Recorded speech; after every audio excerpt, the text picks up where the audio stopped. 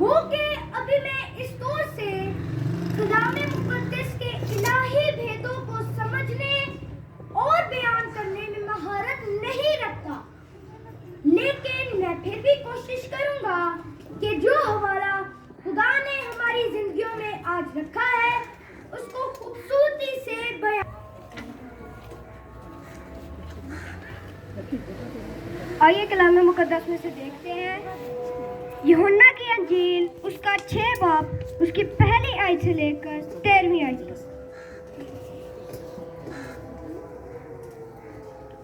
इन बातों के बाद यीशु गलील की झील यानी तबरियास की झील के पार गया और बड़ी भीड़ उसके पीछे हो ली, क्योंकि जो मौजज़े वो बीमारों पर करता था उनको वो देखते थे। यीशु पहाड़ पर चढ़ गया और अपने शागिर्दों के साथ वहाँ बैठा और यहूदियों की ईद फसह नज़दीक थी। बस जब यीशु ने अपनी आंखें उठाकर देखा कि मेरे पास बड़ी भीड़ आ रही है तो फिलिप्पस से कहा कि हम इनके खाने के लिए कहाँ से रोटियां मोल लें। मगर उसने उसे आजमाने के लिए ये कहा क्योंकि वो आप जानता था कि मैं क्या करूँगा। फिलिप्पस ने उससे जवाब दिया कि 200 दीनार की रोटियां भी इनके लिए काफ़ी न होंगी कि हर एक को थोड़ी सी मिल जाए। उसके शागिर्दों में से एक ने यानी शमौन पतरस के भाई अंद्रयास ने उससे कहा, यहाँ एक लड़का है जिसके पास जो कि 5 रोटियां और 2 मछलियां हैं, मगर ये इतने लोगों में क्या है? यीशु ने कहा कि लोगों को बिठाओ, और उस जगह बहुत घास थी। बस वो मर्द जो तकरीबन 5000 थे बैठ गए। यीशु ने वो रोटियां ली और शुक्र करके उन्हें जो बैठे थे बांट दी, और इसी तरह मछलियों में से जिस कदर चाहते थे बांट दिया। जब वो सैर हो चुके तो उसने अपने शागिर्दों से कहा कि बचे हुए टुकड़ों को जमा करो ताकि कुछ ज़ाया ना हो। चुनाचे उन्होंने जमा किया, और जो कि 5 रोटियों में से जो खाने वालों से बच रहे थे 12 टोकरियां भरी। खुदा यीशु के जिंदा और मुक़द्दस कलाम के पढ़े और सुने जाने पर उसकी बरकत हो। खुदा बाप तेरा शुक्र।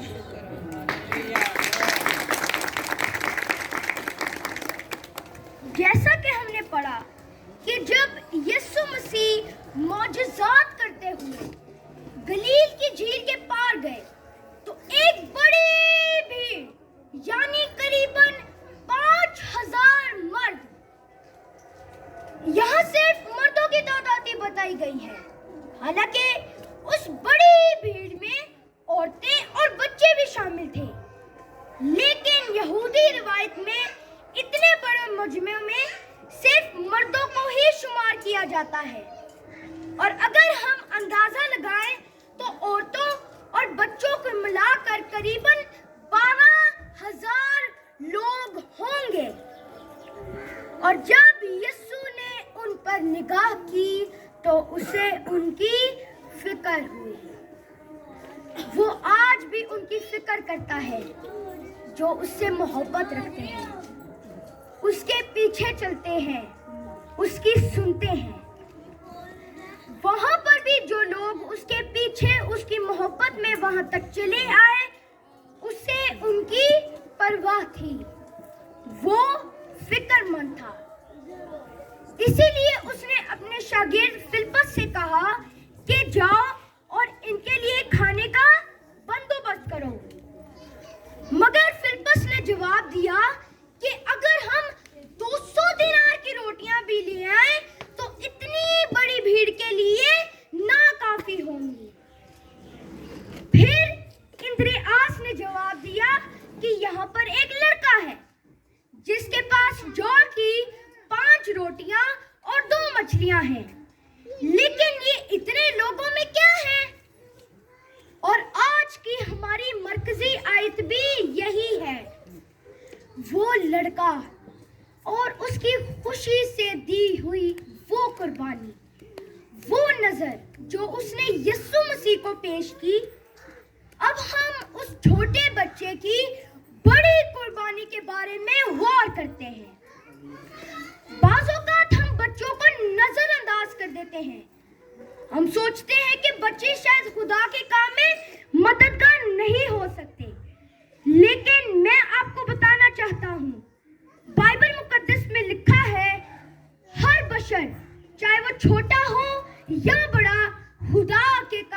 हिस्सा डाल सकता है।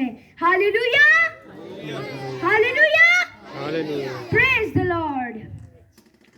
अपने आप को पेश करने की जरूरत है।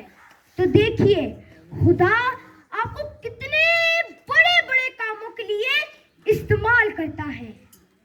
यहाँ पर भी उसने इस बड़े मौजज़े के लिए एक बच्चे का इंतखाब किया, क्योंकि 6ठी आयत में लिखा है, मगर उसने उसे आजमाने के लिए कहा, क्योंकि वो आप जानता था कि मैं क्या करूंगा। मगर वो आप जानता था कि मैं क्या करूंगा, यानी ये बात पहले से ही यीशु मसीह के प्लान में थी कि ऐसा ही होगा। और अगर हम जायजा लें तो ये मौजज़ा मसीह यीशु की ज़मीनी जिंदगी में से कई बड़े मौजज़ों में से एक बड़ा मौजज़ा है। लेकिन यहाँ पर उसने बच्चों की अहमियत को भी उजागर किया और साबित किया कि बच्चे होते हुए भी अगर हम अपने पूरे दिल और ईमान के साथ अपना आप खुदा के सामने पेश करेंगे और जो कुछ भी हमारे पास है वो खुदा की राह में खर्च करने से दरेग नहीं करेंगे, तो ना सिर्फ हम बरकत हासिल करेंगे बल्कि हमारे वसीले से हजारों लोग भी बरकत हासिल करेंगे। Hallelujah, hallelujah, praise the Lord. खुदा के जलाल के लिए जोरदार तालियां बजाएं। जैसा कि हम यहाँ पर देखते हैं कि वो बच्चा मसीह यीशु पर ईमान रखता था। क्या रखता था? ईमान रखता था और जानता था कि जो बीमारों को शिफा देता है, मुर्दों को जिंदा करने की कुदरत रखता है, उसने 100% जो कुछ भी उसके पास था यीशु मसीह को दे दिया। बल्कि हमें बच्चों को इनकरेज करने की जरूरत है, उन्हें चर्च भेजें ताकि वो कलाम मुकद्दस को सीखें, ताकि वो भी उस बच्चे की तरह बड़े बड़े कामों के लिए इस्तेमाल हो। अब सोचें कि अगर वो बच्चा वहां ना होता तो क्या वो उस मौजज़े का हिस्सा बन सकता था? क्या वो उस मौजज़े का हिस्सा बन सकता था? नहीं। इसीलिए पेरेंट्स, आपको जरूरत है कि अपने बच्चों को अभी से तैयार करें। ये ना सोचें अभी बहुत वक्त है, लेकिन मैं आपको बताना चाहता हूँ, लिखा है, बेटे की उस राह पर तरबियत कर जिस राह पर उसने जाना है। अगर आप चाहते हैं कि आपका बच्चा खुदा के बड़े बड़े कामों के लिए इस्तेमाल हो, खुदा इन्हें भी मौजज़ात के लिए चुने, तो अभी से खुदा के हुजूर इनको लेकर आए, अपने आप को अवेलेबल करें, बल्कि जो कुछ भी आपके पास है वो खुदा के कामों में पेश करें, जैसा कि उस बेवा ने किया। उसके पास सिर्फ 2 दमड़ियां ही थी, वही उसने यीशु को लाकर दे दी। अगर हम छोटा सा बीज बोएंगे तभी वो एक बड़ा दरख्त बनेगा और उससे हमें फल हासिल होगा। अगर आप सोचेंगे मैं तो अभी बहुत छोटा हूँ, या मेरा बेटा या बेटी अभी बहुत छोटे हैं खिदमत के लिए, तो इनकी जिंदगियों में बड़े बड़े काम भी नहीं हो सकते।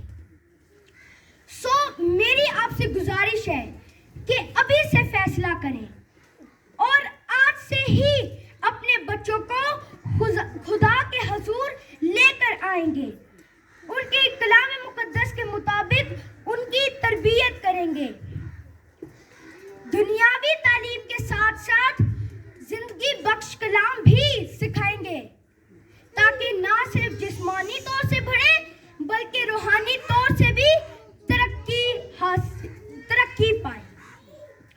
खुदावंद आज के इस कलाम के वसीले से हम सबको बड़ी बरकत दे।